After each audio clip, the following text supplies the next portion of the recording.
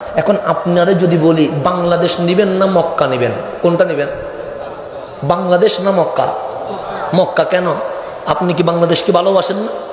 বাসার উপরেও বাংলাদেশ নেন, সেনা নিব না, মক্কা নিব। কেন? সে বাংলাদেশের চেয়ে কোটি গুণ মক্কা দামি। কথা ঠিক নেই? মক্কা দামি, এতে কোনো সন্দেহ আছে?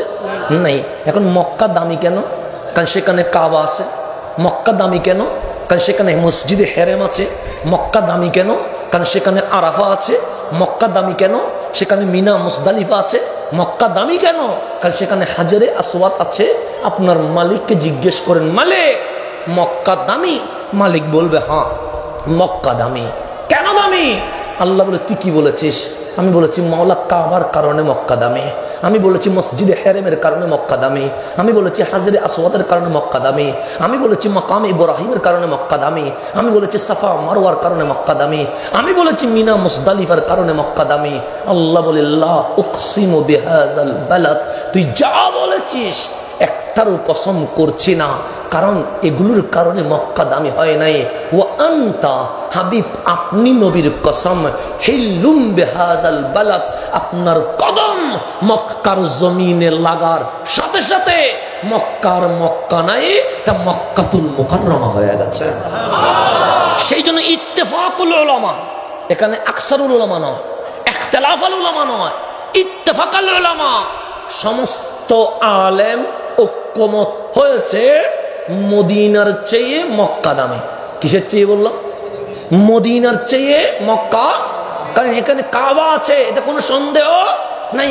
মদিনার চেয়ে মক্কা দামি। তবে সবাই ঐক্যমত পোষণ করেছেন নবীর যেটা রওজা, এটা শুধু মক্কার চেয়ে দামি নয়। নবীর রওজা মক্কার চেয়ে দামি, আরাফার চেয়ে দামি, মিনার চেয়ে দামি, কাবার চেয়ে দামি। উলামায়ে কেরাম বলেন লৌহে কলম আরশের চেয়েও আমার কামলিওয়ালার রওজা মুবারক দামি হয়ে গেছে। এর চেয়ে বড় দামি এই জমিনে আর কিছু নাই। নবীর রওজার কোনো মেসাল।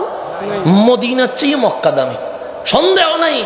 কিন্তু নবীর রওজা কাবার চেয়ে দামি নয়, লৌহে কলম আরশের চেয়ে দামি হয়ে গেছে। সুতরাং নবীর রওজার কোনো মেসাল আছে? ইত্তেফাকাল উলামা। এখানে এটা নিয়ে কোনো মতবিরোধ না। আমি মতবিরোধ বিষয়ে কথা বলতেও চাই না, কারণ যে বুঝে না তারা বোঝানোর দরকারও নাই। এখন আসেন সামনের দিকে যায়। একদল কি করতেছেন? হাসতেছেন। তারা কারা? রহমতের ফেরেশতা। তাদের কোনো দোষ আছে? কোনো পাপ আছে? কিন্তু একজনে মক্কার মধ্যে গড়ায় গড়ায় কাঁদতেছে, তার নাম হচ্ছে ইবলিস। তার নাম কি? শুধু কান্না, চিল্লাইয়া চিল্লাইয়া কাঁদে, এই ছাড়া আর কোনো কান্নার লোক। এই রবিউল আউয়াল নয়, শতাব্দীর পর শতাব্দী রবিউল আউয়াল। কেউ কাঁদবে, কেউ হাসবে, বিশ্ববাসী দেখবে কারা জিবরিলের মতো খুশি হয়েছে আর কারা ইবলিসের মতো দুঃখ পেয়েছে। বিশ্ববাসী বুঝে যাবে। আর কোনো নামির আছে নেই।